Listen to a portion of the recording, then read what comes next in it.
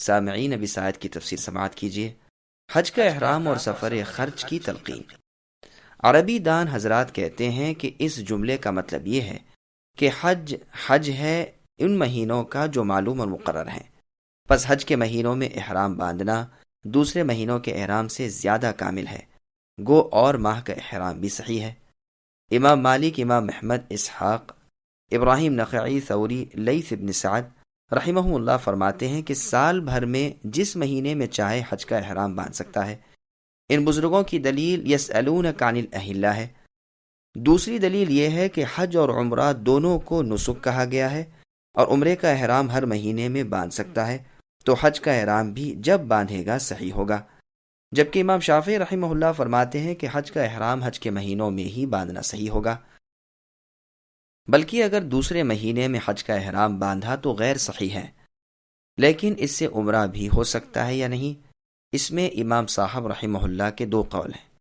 ابن عباس، جابر رضی اللہ عنہما، نیز عطا اور مجاہد رحمہم اللہ کا بھی یہی مذہب ہے کہ حج کا احرام حج کے مہینوں کے سوا باندھنا غیر صحیح ہے، اور اس پر دلیل الحج اشہر معلومات ہے۔ جبکہ عربی داں حضرات کی ایک جماعت کہتی ہے کہ آیت کے ان الفاظ سے مطلب یہ ہے کہ حج کا وقت خاص مقرر کردہ مہینے ہیں، تو ثابت ہوا کہ ان مہینوں سے پہلے جو احرام حج کا باندھے گا وہ صحیح نہ ہوگا۔ جس طرح نماز کے وقت سے پہلے کوئی نماز پڑھ لے تو اس کی نماز نہ ہوگی۔ امام شافعی رحمہ اللہ فرماتے ہیں کہ ہمیں مسلم ابن خالد نے خبر دی، انہوں نے ابن جریج سے سنا، انہیں عمرو ابن عطا نے کہا، ان سے عکرمہ رحمہ اللہ نے ذکر کیا کہ عبداللہ بن عباس رضی اللہ عنہما کا فرمان ہے کہ کسی شخص کو لائق نہیں کہ حج کے مہینوں کے سوا بھی حج کا احرام باندھے، کیونکہ اللہ تعالیٰ فرماتے ہیں الحج اشہر معلومات۔ اس روایت کی اور بھی بہت سی سندیں ہیں۔ ایک سند میں ہے کہ سنت یہی ہے۔ صحیح ابن خزیمہ میں بھی یہ روایت منقول ہے۔ اصول کی کتابوں میں یہ مسئلہ طے شدہ ہے کہ صحابی کا یہ فرمان کہ سنت یوں ہے حکم میں مرفوع حدیث کے ہوتا ہے، یعنی گویا وہ خود رسول اللہ صلی اللہ علیہ وسلم کے اپنے فرمان کا درجہ رکھتا ہے، بس یہ حکم رسول ہو گیا۔ اور صحابی بھی یہاں وہ صحابی ہیں جو مفسر قرآن اور ترجمان القرآن ہیں، یعنی ابن عباس رضی اللہ عنہما۔ اشہر معلومات سے مراد عبداللہ ابن عمر رضی اللہ عنہما فرماتے ہیں شوال، ذوالقعدہ اور 10 دن ذوالحجہ کے ہیں، جیسا کہ بخاری میں ہے۔ یہ روایت ابن جریر اور مستدرک حاکم میں بھی ہے، اور امام حاکم رحمہ اللہ اسے صحیح بتلاتے ہیں۔ عمر، علی ابن مسعود، عبداللہ ابن الزبیر، عبداللہ ابن عباس رضی اللہ عنہم سے بھی یہی مروی ہے۔ عطا، مجاہد، ابراہیم نخعی، شعبی، حسن بصری، ابن سیرین، مکحول، قتادہ، ضحاک ابن مزاحم، ربیع ابن انس، مقاتل ابن حیان رحمہم اللہ بھی یہی کہتے ہیں، اور امام شافعی، امام احمد بن حنبل اور ابو ثور رحمہم اللہ کا بھی یہی مذہب ہے۔ امام ابن جریر رحمہ اللہ بھی اس قول کو پسند فرماتے ہیں۔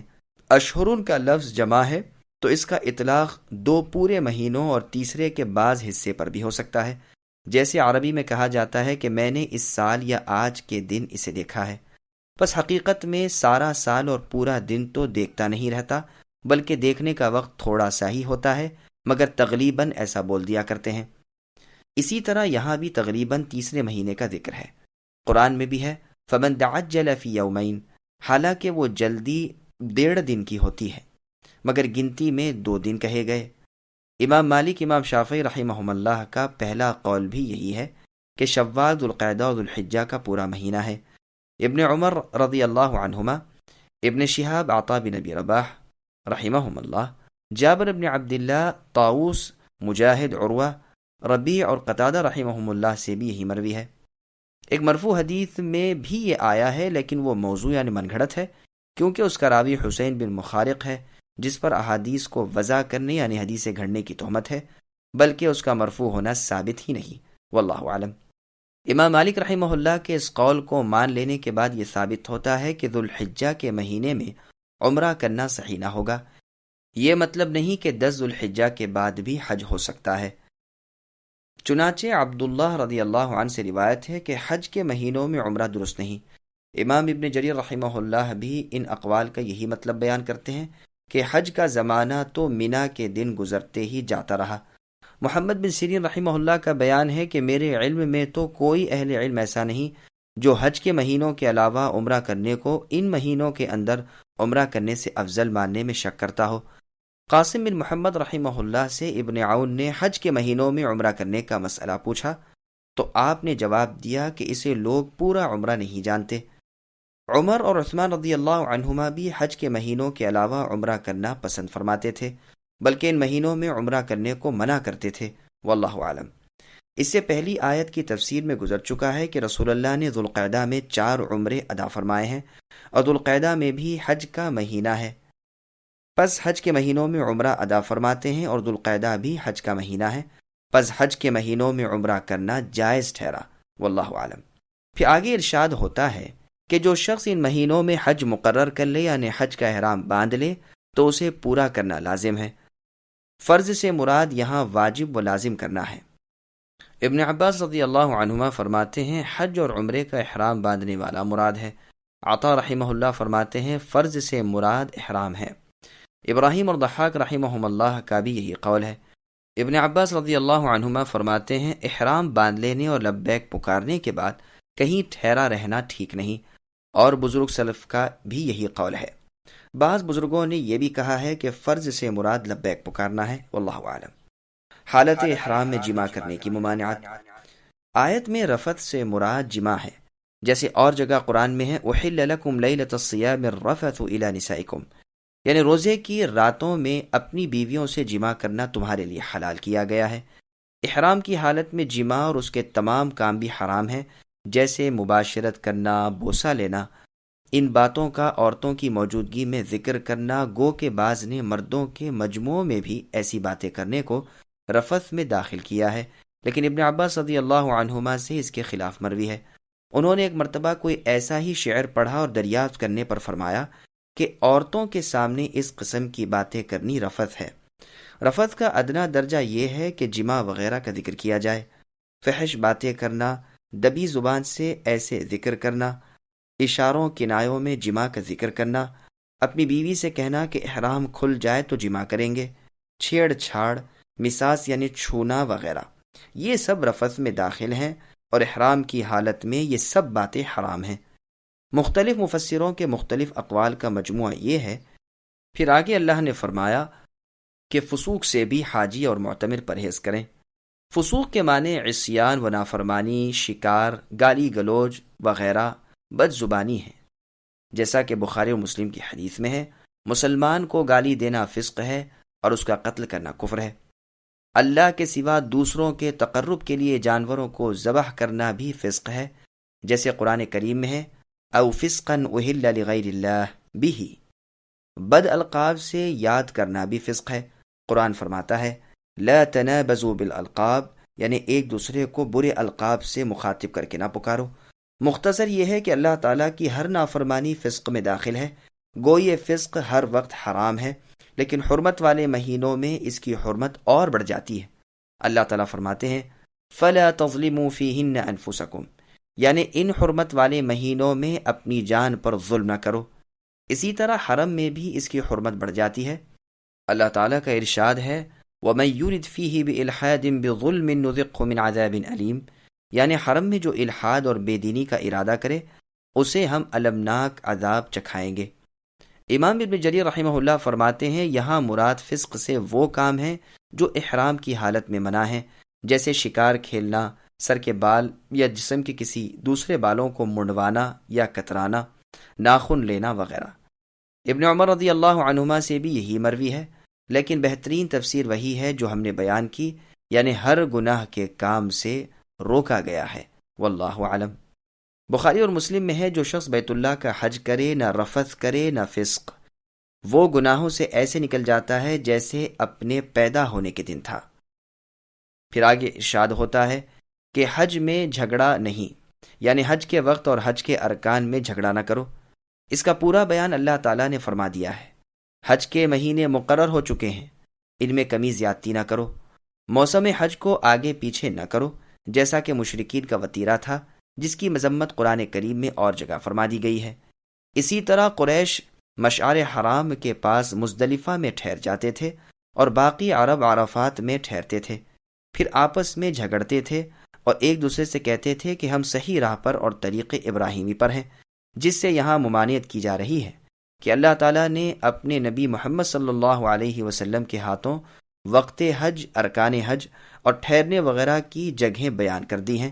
اب نہ کوئی ایک دوسرے پر فخر کرے، نہ حج کے دن آگے پیچھے کرے، بس یہ جھگڑے اب ختم کر دو، واللہ عالم۔ یہ مطلب بھی بیان کیا گیا ہے کہ حج کے سفر میں آپس میں نہ جھگڑو، نہ ایک دوسرے کو غصہ دلاؤ، نہ کسی کو گالیاں دو۔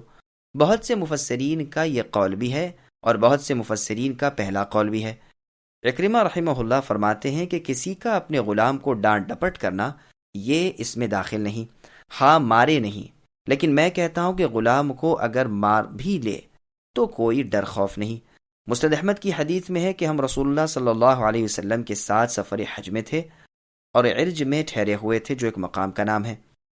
عائشہ رضی اللہ عنہا رسول اللہ کے پاس بیٹھی ہوئی تھیں اور اسماء رضی اللہ عنہا اپنے والد ابو بکر صدیق رضی اللہ عنہ کے پاس بیٹھی ہوئی تھیں۔